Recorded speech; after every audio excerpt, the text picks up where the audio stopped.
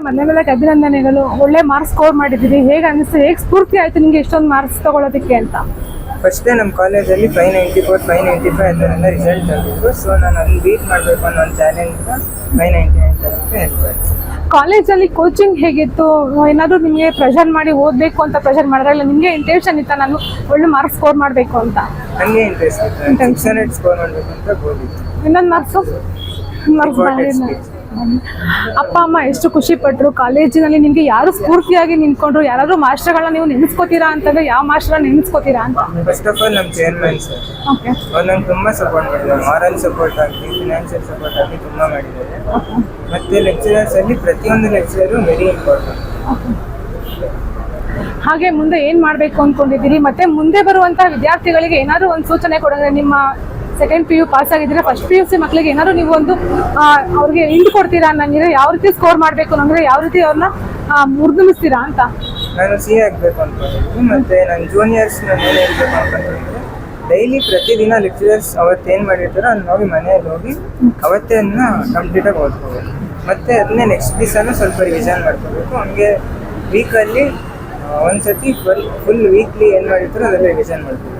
ಮತ್ತು ಟೆಸ್ಟ್ ಇದ್ದಾಗ ಸ್ವಲ್ಪ ಚೆನ್ನಾಗಿ ಓದ್ಕೋಬೇಕು. ಫಸ್ಟ್ ನಿಮಗೆ 599 ಬಂದಿತ್ತು ಅಂದಿದ ತಕ್ಷಣ ಅಪ್ಪ ಅಮ್ಮನ ರಿಯಾಕ್ಷನ್ ಹೇಗಿತ್ತು? ಯಾಕೆಂದರೆ ತಂದೆ ತಾಯಿನೇ ಮೊದಲ ಗುರು ಅಂತ ಹೇಳ್ತಾರೆ. ಅವರ ರಿಯಾಕ್ಷನ್ ಹೇಗಿತ್ತು ಅಂತ? ಇಬ್ಬರು ಫುಲ್ ಹ್ಯಾಪಿ ಆಗಿದ್ರು, ಫುಲ್ ಪ್ರೌಡ್ ಆಗಿದ್ರು. ಯಾವ ರೀತಿ ನಿಮ್ಮ ಮಗನ ಪ್ರಿಪ್ರೇಷನ್ ಮಾಡ್ತಾ ಇದ್ರಿ? ಹೇಗಿತ್ತು ನಿಮ್ಮ ಮಗನ ಪ್ರಿಪ್ರೇಷನ್ ಅಂತ? ಅವ್ನು ಫಸ್ಟಿಂದಾನೇ ಚೆನ್ನಾಗಿ ಓದ್ತಾ ಇದ್ದ ಮೇಡಮ್. ಆದರೆ ಇನ್ನು ಸ್ವಲ್ಪ ಇನ್ನೂ ಚೆನ್ನಾಗಿ ಓದಬೇಕು ಅಂತೇಳಿ ನಾವು ದಿನ ಓದ್ಕೊಳ್ಳೋಕ್ಕೆ ಇದು ಮಾಡ್ತಾ ಇದ್ವಿ. 599 ಸ್ಕೋರ್ ತಗೊಂಡಿದ್ದಾರೆ. ಹೇಗೆ ಅನ್ನಿಸ್ತಾ ಇದೆ ನಿಮಗೆ ಅಂತ? ಖುಷಿ ಇದೆ ಮೇಡಮ್, ಪ್ರೌಡ್ ಇದೆ.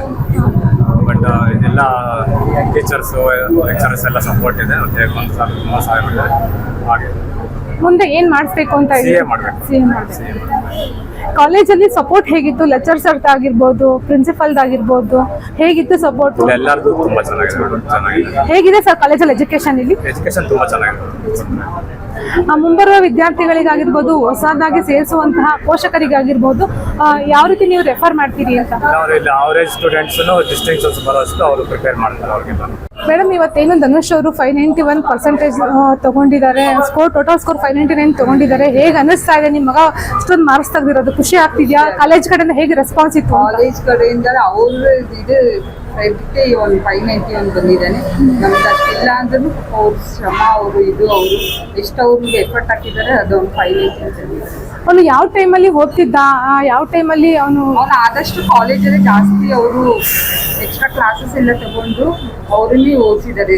ಮನೇಲಿ ಅಷ್ಟು ಹೇಳೋಕ್ಕಾಗಲ್ಲ, ಬಟ್ ಕಾಲೇಜಲ್ಲಿ ತುಂಬ ಅವರು ಸ್ಟ್ರಿಕ್ಟ್ ಎಫರ್ಟ್ ಅವ್ರು ತೆಗೀಲಿ ಅಂತ. ಅದೇ ನಾನು ಇವಾಗಲೂ ನಮ್ಮ ಮನೆ ಹತ್ರ ಇರೋದಿಗೆ ಕಾಲೇಜ್ ಹೋಗುವಂತ ತುಂಬ ಹೇಳ್ತಾ ಇದ್ದೀನಿ.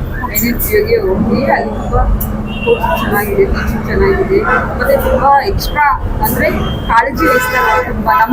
ಅವ್ರು ಹೆಂಗೆ ಹೇಳ್ತಿದ್ರು ನಾವು ನಮ್ಮ ಮಕ್ಕಳ ಥರ ನೋಡ್ಕೊತೀವಿ ಅಂತ, ಅವ್ರು ಅದೇ ಥರ ನೋಡ್ಕೊತೀವಿ.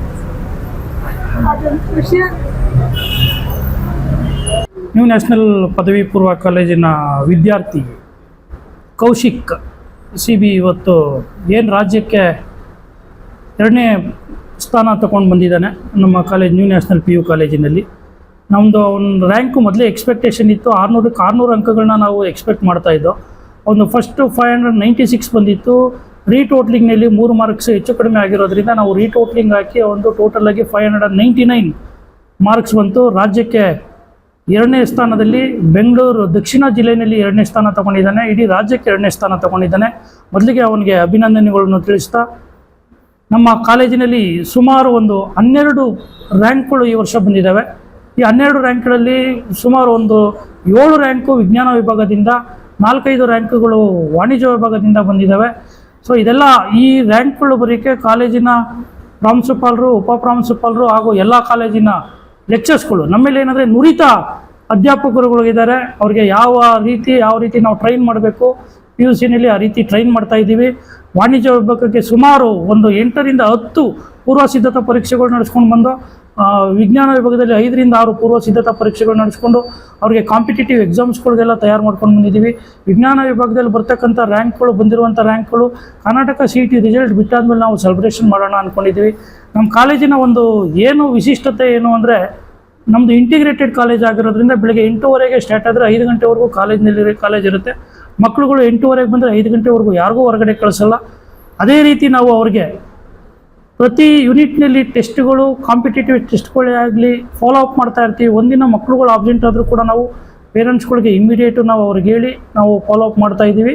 ಹಾಗೆ ನಮ್ಮಲ್ಲಿ ಕಾಲೇಜಿನಲ್ಲಿ ಕ್ಲಾಸ್ ರೂಮ್ ಪ್ರೋಗ್ರಾಮ್ಸ್ಗಳು ಏನು ಅಂತ ಮಾಡ್ತೀವಿ, ಕಂಡಕ್ಟ್ ಮಾಡ್ತೀವಿ. ಅವರಿಗೆ ಪ್ರತಿದಿನ ಏನೇನು ನಡೆಯುತ್ತೆ ನೆಕ್ಸ್ಟ್ ಡೇ ಅದನ್ನು ನಾವು ಮತ್ತೆ ಅವರಿಗೆ ರಿವಿಷನ್ ಥರ ಮಾಡಿ ನೆಕ್ಸ್ಟ್ ನಾವು ನೆಕ್ಸ್ಟ್ ಕ್ಲಾಸ್ಗಳಿಗೆ ನಾವು ಹೋಗೋಕ್ಕೆ ನಾವು ಇದು ಮಾಡ್ತಾ ಇದ್ದೀವಿ.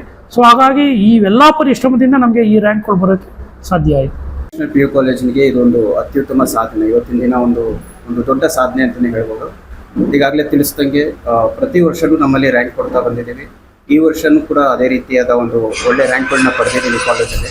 ಅದ್ರ ಜೊತೆಗೆ ನಮ್ಮಲ್ಲಿನ ಒಬ್ಬ ವಿದ್ಯಾರ್ಥಿ ವಾಣಿಜ್ಯ ವಿಭಾಗದ ಕೌಶಿಕ್ ಎಂಬ ವಿದ್ಯಾರ್ಥಿ 599 ತಗೊಂಡಿದ್ದಾನೆ 600ಕ್ಕೆ. ಇದೊಂದು ಸಾಧನೆ ಸರಿಯಾಗಿದೆ. ಬೆಂಗಳೂರು ಸೌತಲ್ಲಿ ಇದು ಫಸ್ಟ್ ರ್ಯಾಂಕ್ ಆಗುತ್ತೆ, ಹಾಗೆ ಕರ್ನಾಟಕದಲ್ಲಿ ಸೆಕೆಂಡ್ ರ್ಯಾಂಕ್ ಆಗುತ್ತೆ.